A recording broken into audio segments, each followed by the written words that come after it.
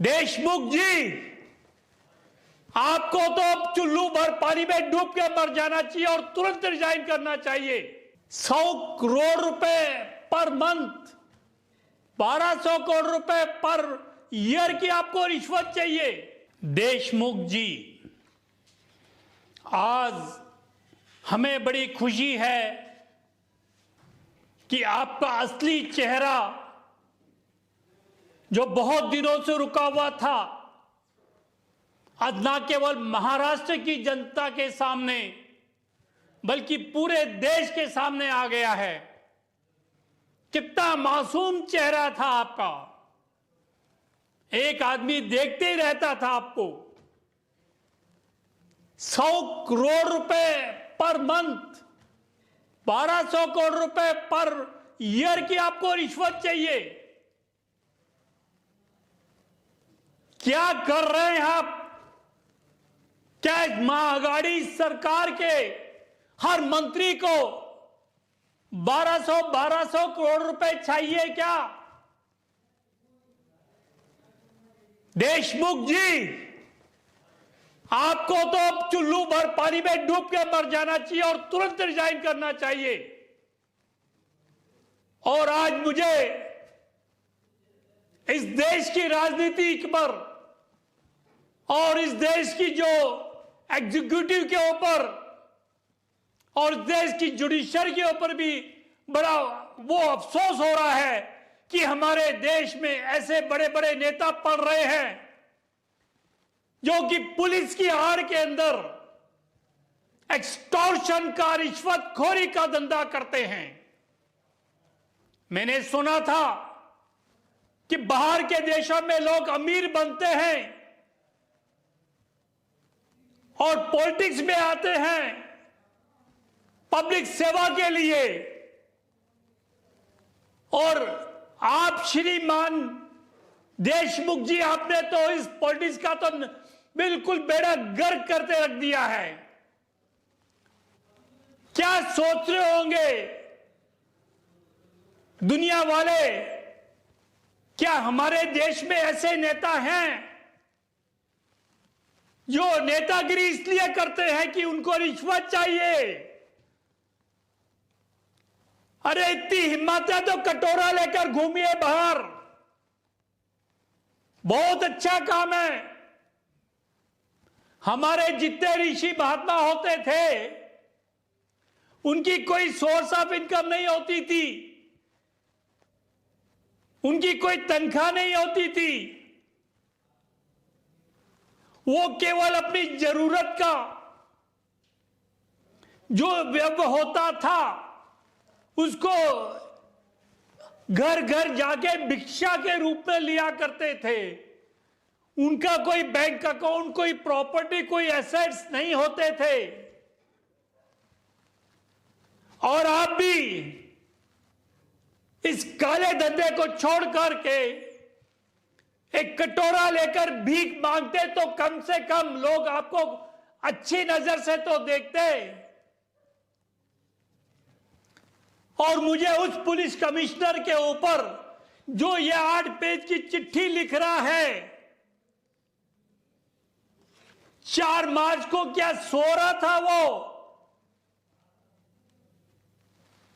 क्या वो अखबार नहीं देखते थे मिस्टर परमवीर सिंह जी? जब से आपके इलाके में, मैं इलाका ही बोलूंगा, राज्य नहीं बोलूंगा, पाल घर के अंदर साधुओं की हत्या हुई थी, किस तरह से देशमुख और किस तरह से सरकार ने और आपकी पुलिस ने तुरंत उसको एक मिसअंडरस्टैंडिंग का खिताब दे दिया था कि साहब वो गलती से उनको बच्चा चोर समझ करके लोगों ने पीट दिया है, ये सिर्फ गफलत में हुआ है। आपकी रेपुटेशन तो उसी समय खत्म हो चुकी थी। लोग आप दोनों पर थूक रहे थे, उसमें मैं भी था। एक निहत्थे साधु संतों को जिस तरह से आपके होते हुए दोनों के लोगों ने पीट पीट कर मार दिया था और आपके आंखों में थोड़ी सी शर्म नहीं थी, आप दोनों ने किस संविधान की शपथ लेकर इन ओहदों को स्वीकार किया है? वो कौन सा संविधान है आपका जिसमें रिश्वत लेना ही एक प्राइम मोटो है? हर संविधान का एक इंफ्रास्ट्रक्चर होता है जो सुप्रीम कोर्ट कहते हैं वी कैन नॉट चेंज। मैं पूछना चाहता हूं शरद पवार जी से, उनकी एनसीपी नेशनल कांग्रेस पार्टी के जो संविधान है उसका इंफ्रास्ट्रक्चर जो है, बेसिस जो है, बेसिक स्ट्रक्चर जो है वो सिर्फ रिश्वत लेना ही है।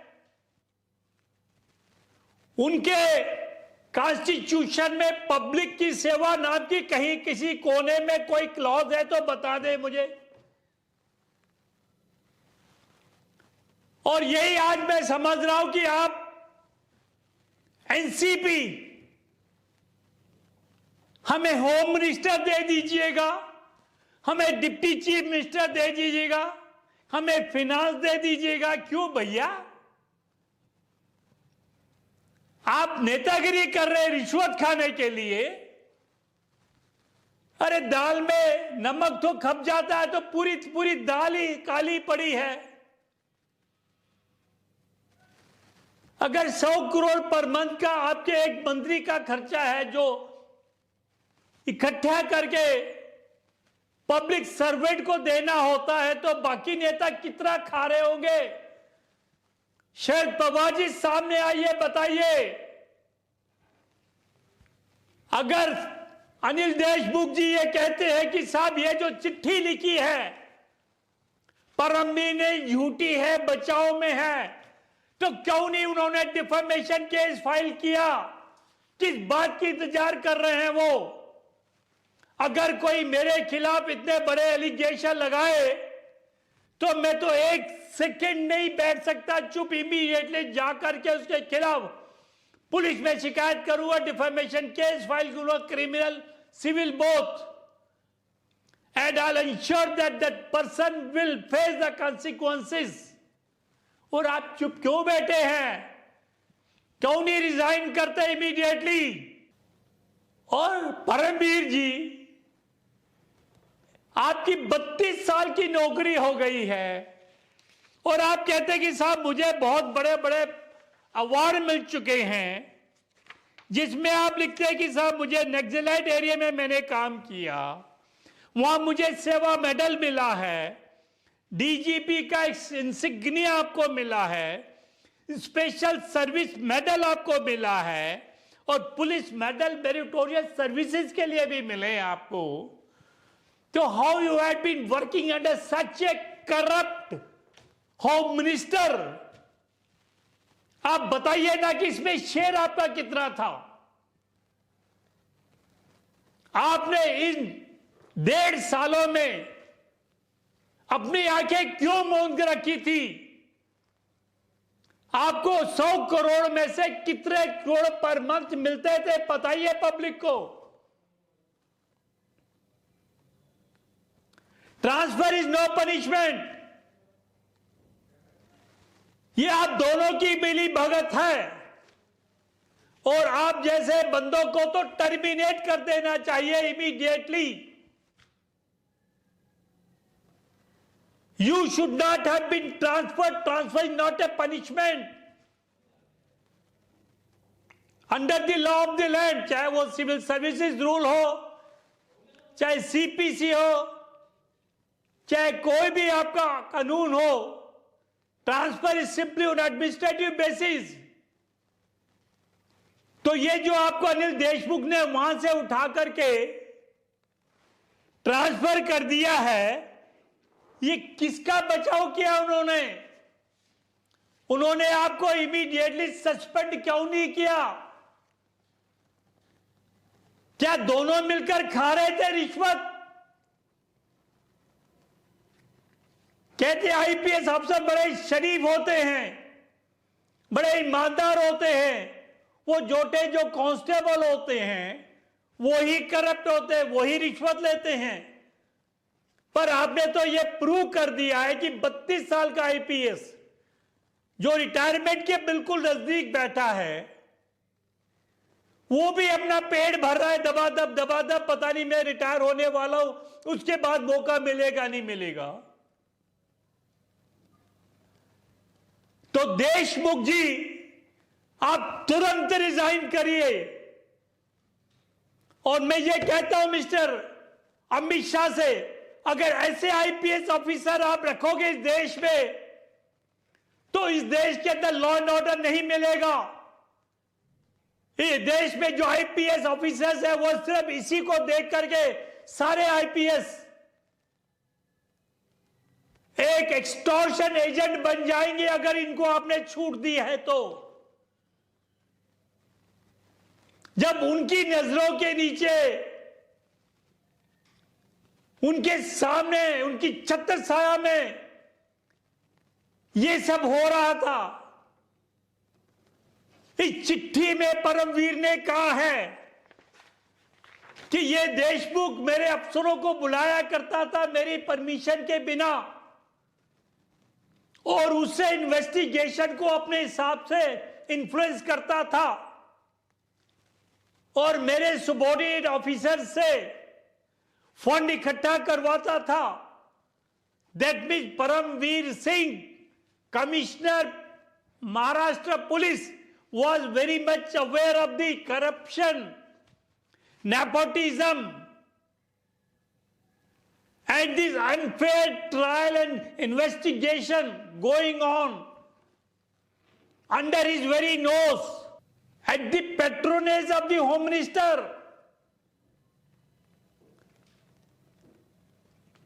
हमारे कानून के अंदर इमीडिएट चेंज की रिक्वायरमेंट है। The law should be immediately changed, amended or modified, or a new insertion should be made so as to make these top guns, those who are sitting at a very, very prestigious positions, जो कि बड़े statutory जो हमारी organisation को head कर रहे हैं, अगर वो ऐसे एग्जाम्पल सेट करेंगे तो what will happen to the middle class and the lower class of the police officers? They should be given exemplary punishment. अगर हमारे होम मिनिस्टर अमित शाह जी ऐसे अफसरों को, हमारे योगी जी जो हमारे यूपी में हैं, उसी हिसाब से इनको अगर नहीं डील करेंगे तो इस देश में लॉ एंड ऑर्डर नाम की चीज नहीं होगी। जिस इंसान ने हमारी रक्षा करनी है, जिस इंसान ने लॉ एंड ऑर्डर मेंटेन करना है, जिस ने क्राइम को रोकना है, अगर वही क्राइम को बढ़ाएगा, वो हमारी रक्षा ना करके फंड कलेक्शन एजेंट बन जाएगा, एक्सटॉर्शन एजेंट बन जाएगा। मुझे तो बड़ी शर्म आई जब मैंने ये देखा कि परमवीर सिंह की दफ्तर में मर्सिडीज गाड़ी मिलती है, उसमें नोट गिनने की मशीन पाई जाती है। भैया कितनी रिश्वत इकट्ठी करते थे आपके बंदे? ये जो मर्सिडीज आती जाती थी आपके हेडक्वार्टर में, कि आपको नॉलेज नहीं है? क्या सीसीटीवी आपके कमरे में नहीं लगा हुआ था? Then what for you were heading this organization? If you could not control the corruption, if you could not control the nepotism, if you could not control the illegal investigation conduct, क्या कर रहे थे साहब? क्या आपको अनिल देशमुख से अपनी CR लिखवाने दे रहे? तुम तो रिटायर हो रहे हो, तुम्हें सीआर की क्या लोड़ थी? क्या आप चाह रहे थे कि मैं देशमुख जी से मिलकर अपना बैंक बैलेंस इतना ज्यादा कर लूं कि जब तक मैं ऊपर ना जाऊं मेरा बड़ा थाट तो बाट से मैं जी सकूं? ये जो अनिल देशमुख है और जो हमारे उद्धव ठाकरे हैं, who is heading the government, क्या वो भी गहरी नींद में सो गए? Why don't he ask the resignation of mister Anil Deshmukh immediately? क्यों नहीं इसको बर्खास्त करते? अगर मुझसे कहे, अगर मैं सीएम होता तो I could have done it with in the same moment. किस मुंह से जाएगी शिवसेना? किस मुंह से ये जाकर के इलेक्शन में वोट मांगेंगे? देशमुख जी, आप तुरंत रिजाइन करिए। इसी में आपकी थोड़ी सी जो शर्म बची है किसी कोने में, वो रह सकती है, वरना पता नहीं कब अगर आपको पब्लिक को गुस्सा आ गया ना, दौड़ा दौड़ा के आपको मारेगी।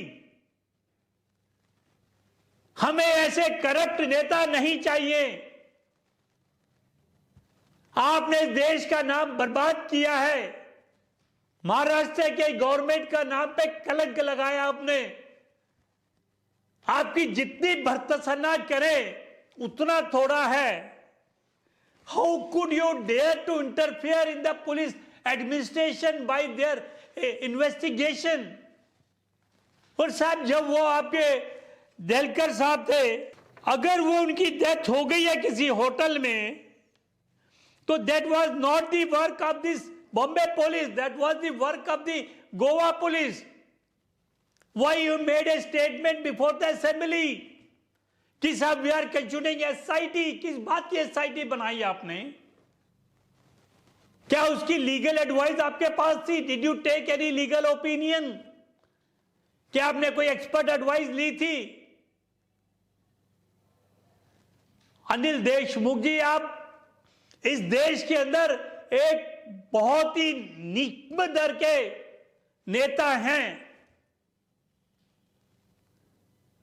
और आपको तो तुरंत रिजाइन कर देना चाहिए था और सरेंडर कर देना चाहिए था अपने आप को कि साहब जब तक इसकी इंक्वायरी नहीं होती मैं कोई पॉलिटिकल पोल या कोई इलेक्शन नहीं लड़ूंगा।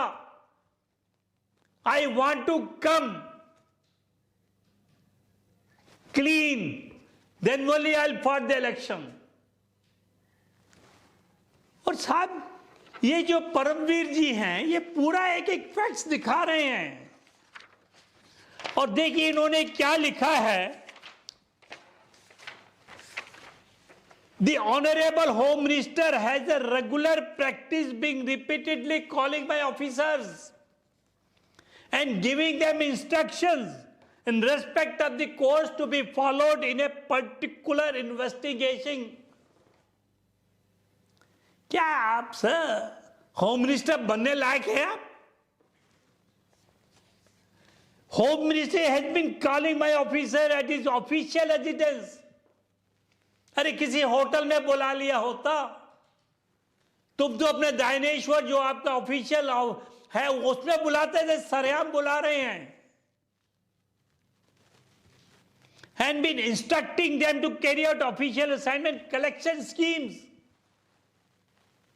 क्या होम मिनिस्टर आपको इसलिए बनाया गया है एनसीपी ने, शरद पवार जी ने?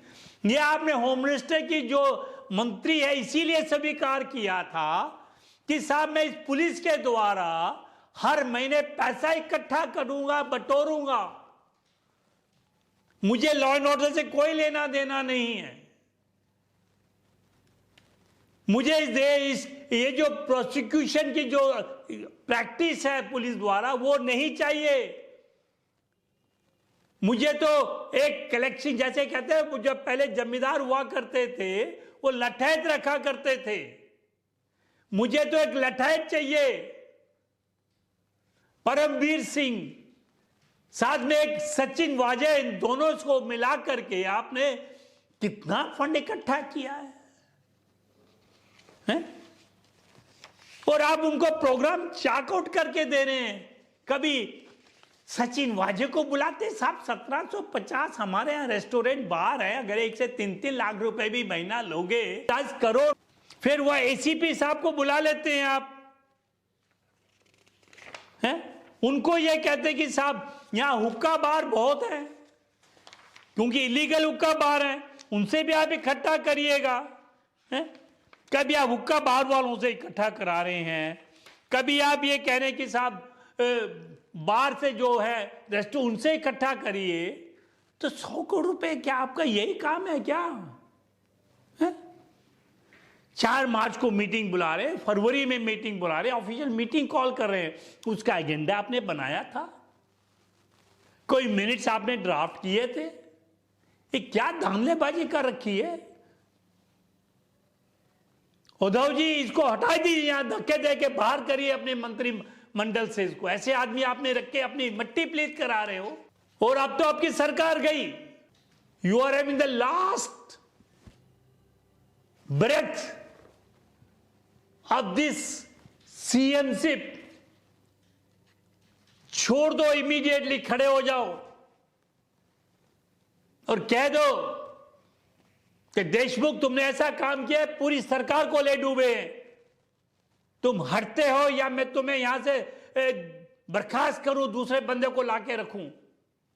Have the guts. पब्लिक से वोट लिए आपने, जाना है दोबारा वोट मांगने के लिए। मैं एसडी बिनलेश, एडवोकेट फ्रॉम दिल्ली।